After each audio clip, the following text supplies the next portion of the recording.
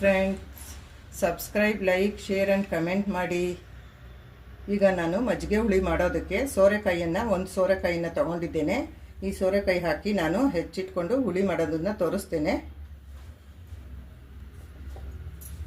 ಈಗ ಅದಕ್ಕೆ ಬೇಕಾಗಿರುವಂಥ ಸಾಮಾನುಗಳು: ಒಂದು ಸ್ವಲ್ಪ ಅಕ್ಕಿ ನೆನೆಸಿಟ್ಕೊಂಡಿದ್ದೀನಿ, ಸ್ವಲ್ಪ ತೊಗರಿಬೇಳೆ ನೆನೆಸಿಟ್ಕೊಂಡಿದ್ದೀನಿ, ಅದಕ್ಕೆ ಸ್ವಲ್ಪ ತೆಂಗಿನಕಾಯಿ ಪೀಸ್ ಮಾಡಿ ಇಟ್ಕೊಂಡಿದ್ದೇನೆ ರುಬ್ಬೋದಕ್ಕೆ, ಒಂದು ಸ್ವಲ್ಪ ಈರುಳ್ಳಿ ಇಟ್ಕೊಂಡಿದ್ದೇನೆ ರುಬ್ಬೋದಕ್ಕೆ, ಮೆಣಸಿನ್ಕಾಯಿ, ಸ್ವಲ್ಪ ಕೊತ್ತಂಬರಿ ಸ್ವಲ್ಪ ಹಾಕಬೇಕು, ಈ ಜೀರಿಗೆ, ಇಷ್ಟನ್ನೆಲ್ಲ ಹಾಕಿ ನಾನು ಮಿಕ್ಸಿ ಮಾಡಿಕೊಂಡು ಬರ್ತೀನಿ.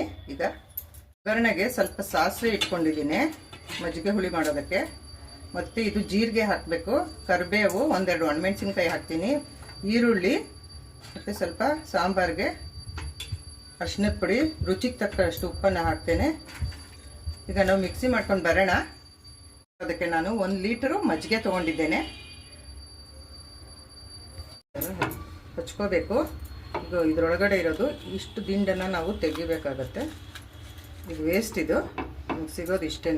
ಇಷ್ಟು ದಿಂಡು ಬೀಜ ಎಲ್ಲ ಇರುತ್ತೆ, ಇದನ್ನೆಲ್ಲ ಹಾಕೋ ಹಾಗಿಲ್ಲ. ಇಷ್ಟು ನಾವು ತೆಗೆದುಬಿಟ್ಟು ಇದನ್ನು ನಾವು ಹೀಗೆ ಹಚ್ಕೋಬೇಕಾಗತ್ತೆ.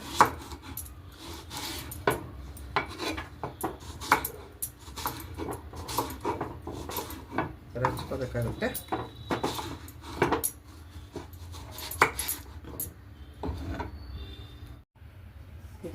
ಇದು ಸೋರೆಕಾಯಿ ಹೆಚ್ಚುವಾಗ ಸೋರೆಕಾಯಿ ಒಳಗಡೆ ಇರುವಂತಹ ದಿಂಡು ಇದನ್ನೆಲ್ಲ ತೆಗೆದು ನಾವು ಇದನ್ನೆಲ್ಲ ಬಿಸಾಡಬೇಕು. ಇದನ್ನು ಹಾಕೋ ಹಾಗಿಲ್ಲ.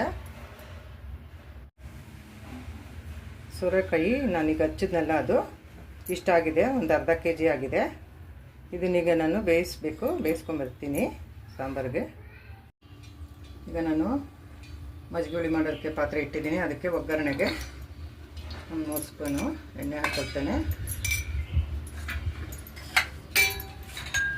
ಹೀಗೆ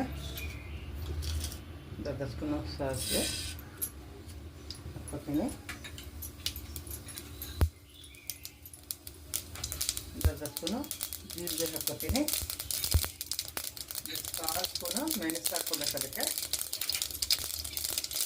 ಸ್ವಲ್ಪ ಶುಂಠಿ ಬೆಳ್ಳುಳ್ಳಿ ಪೇಸ್ಟ್ ಹಾಕ್ಕೊಬೇಕು.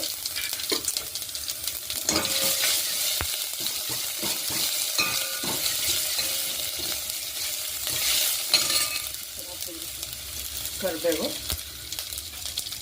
ಮೆಣಸಿನ್ಕಾಯಿ ಒಂದು 2 ಪೀಸ್ ಮಾಡಿರೋದು. ಇದಾಗಿದೆ. ಎಣ್ಣೆಗೆ ಈರುಳ್ಳಿ ಹಾಕ್ತೀನಿ ಸ್ವಲ್ಪ,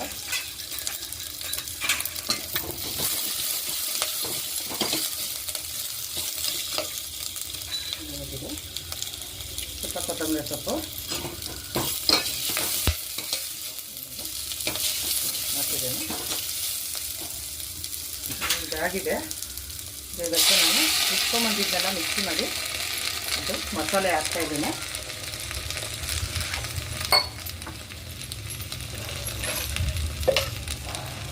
ಒಂದು ಸ್ವಲ್ಪ ಮಿಕ್ಸಿ ತೊಳೆದಿರೋ ನೀರು ಹಾಕ್ತಾಯಿದ್ದೀನಿ. ಇದಾಗಿದೆ. ಅದಕ್ಕೆ ನಾನು ಇದನ್ನು ಮಿಕ್ಸ್ ಮಾಡ್ಕೊಳ್ಳೋಣ.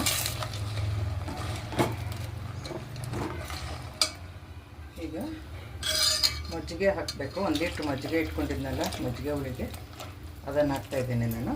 1 ಲೀಟ್ರ್ ಸ್ವಲ್ಪ ಕಾಯಬೇಕು.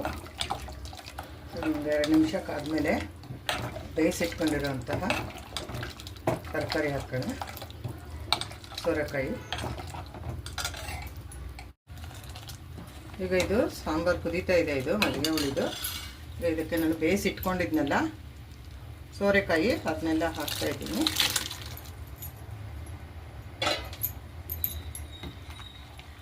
ಅದೇ ಸಾರು ಎಷ್ಟು ಚೆನ್ನಾಗಿದೆ. ಮತ್ತು ಒಂದು ಚಿಟಿಕೆ ಅರಿಶಿನ ಪುಡಿ, ಅಷ್ಟೇ, ಜಾಸ್ತಿ ಬೇಕಾಗಲ್ಲ ಈ ಸಾಂಬಾರಿಗೆ. ಒಂದು ಚಿಟಿಕೆ ಹಾಕೋದಷ್ಟೇ. ರುಚಿಗೆ ತಕ್ಕಷ್ಟು ಉಪ್ಪು ಹಾಕ್ತೇನೆ, ರುಚಿಗೆ ತಕ್ಕಷ್ಟು. ಒಂದು 5 ನಿಮಿಷ ಕುದಿಸಿ ಇದನ್ನ ಸ್ಟವ್ ಆಫ್ ಮಾಡೋಣ. ಮಜ್ಜಿಗೆ ಸಾರು ಮಾಡುವಾಗ ನಾವು ಮಜ್ಜಿಗೆನ ಹಾಕ್ತೀವಲ್ಲ, ಒಗ್ಗರಣೆ ಆಗಿದ ತಕ್ಷಣವೇ ಒಲೆ ಮೇಲೆ ಪಾತ್ರೆಗೆ, ಆವಾಗ ನಾವು ತಿರುಗ್ತಾನೆ ಇರಬೇಕು. ಇದನ್ನ ಈ ಥರ ನಾವು ಇದನ್ನು ಬಿಟ್ಟು ನಾವು ಎಲ್ಲಿ ಹೋಗೋ ಹಾಗಿಲ್ಲ. ಯಾವುದೇ ಕಾರಣಕ್ಕೂ ಬಿಟ್ಟು ಹೋದರೆ ಇದು ಮಜ್ಜಿಗೆ ಒಡೆಯೋ ಸಾಧ್ಯತೆ ಇದೆ.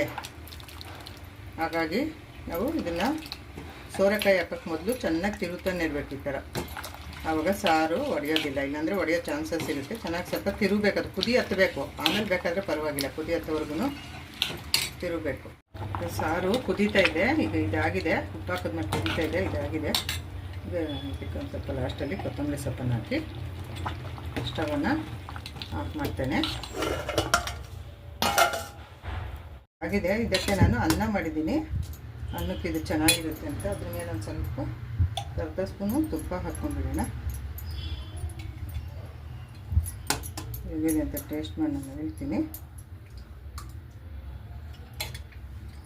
ತುಂಬ ಚೆನ್ನಾಗಾಗಿದೆ ಇದು ಸಾಂಬಾರು. ಅನ್ನಕ್ಕೂ ತುಂಬ ಚೆನ್ನಾಗಿದೆ. ನೀವು ಮಾಡಿ ತಿಂದು ನಮಗೆ ಕಮೆಂಟ್ ಮಾಡಿ ತಿಳಿಸಿ. Thank you for watching.